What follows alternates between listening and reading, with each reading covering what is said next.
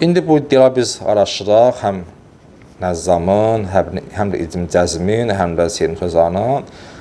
Deməli, Nəzzam deyir ki, bu kitab möcüzə deyil, halal haramı qeyd edir. İbn Cəzm deyir ki, ərəb sözlərdir, danışıq sözlərdir. Rəbbil aləmin də ərəb deyə bilər. Seyyid Murtəza deyir ki, deməli, sözlərdir, çox rahatdır.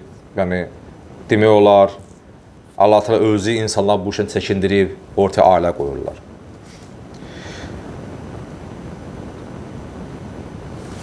Deməli, sonra başlayaq bu ayələri izah etməklə.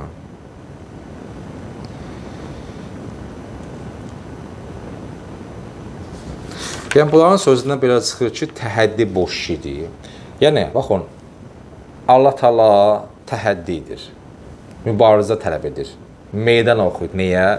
Quran 10 surə, bir surə, bir kəlmə gətirmək haqqında. Düzdür, deyir, yaxşı. Bunlara da Allah elm verməyib və yaxud da başlamaq istəyəndə elmlərini bunlara alır və yaxud da elmlərini almır, həvəslərini alır. Bəs Allah niyə təhəddi edib? Bu Allahın uyğun deyil adilliyi ilə. Həm fən öyrətməsin tələbəsinə müəllim, həm də buna meydan oxusun. Bu uyğun gələn müəllimliyinə deyir. Deməli, ya deyəcək ki, təhəddi ayəsi boş şeydir, Allah yalanından əstəğfurullah bunu deyir və yaxud da doğru deyir, çünki sizlik deyil o elm. O həddə elmli olmalı Allaha məxsusdur. Yəni, bir nəfər var ki, məsələn, gəlsən dərs almağa, desən ki, yox, bu dərs sənlik deyil. Onun qüsur müəllimdədir. Müəllim paxıldır, yox, tələbənin problemi var.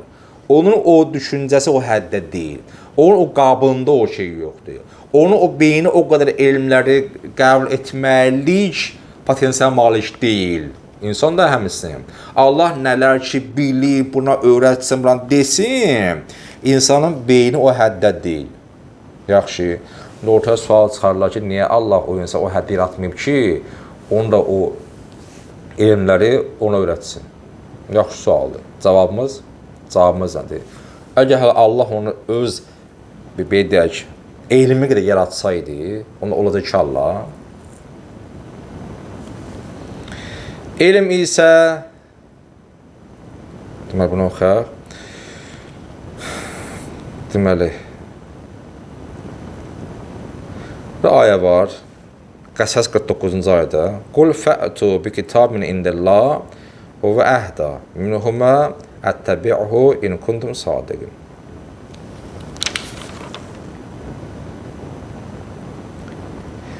Deyə belə çıxır ki, onda təhəddi boş şeydir.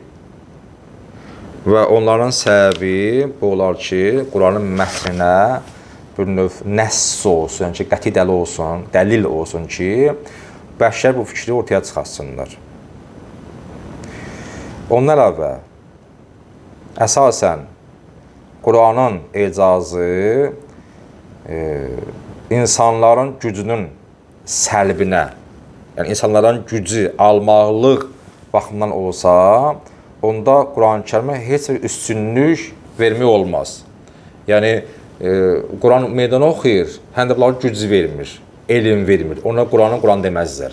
Ki, sən buna güc verdin ki, bana meydan oxuyursan sən və təhəddinin mənası olmayacaq. Bu, təbii ki, iddialardır da. Əgər bu kəsin əllərini bağlasalar və ona o hallı desinlər ki, gəl sənə vuruşaq, gəl sənə güləşək.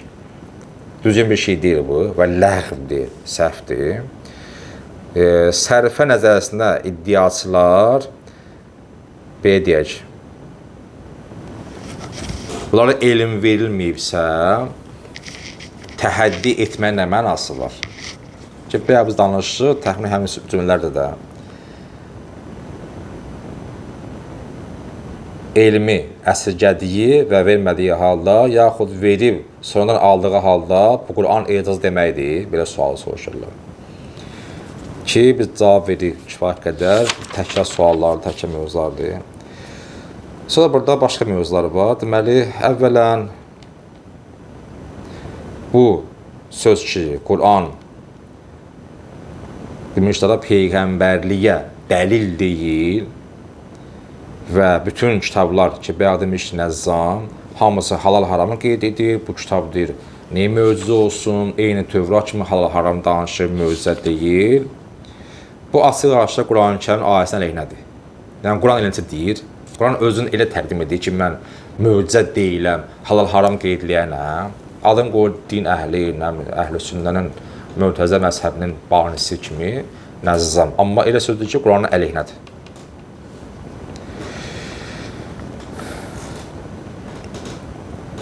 Quranda ayəmiz var. Ənkəbut 50-51-də. Və qalu ləvla ənzəl əleyhi ayatun min rabbi. Sonra ayələrimiz boş gedir. Yəni ayənin sonu əvləm yəkfihim inna ənzəlnahu ələykəl kitaba yutlə aleyhim.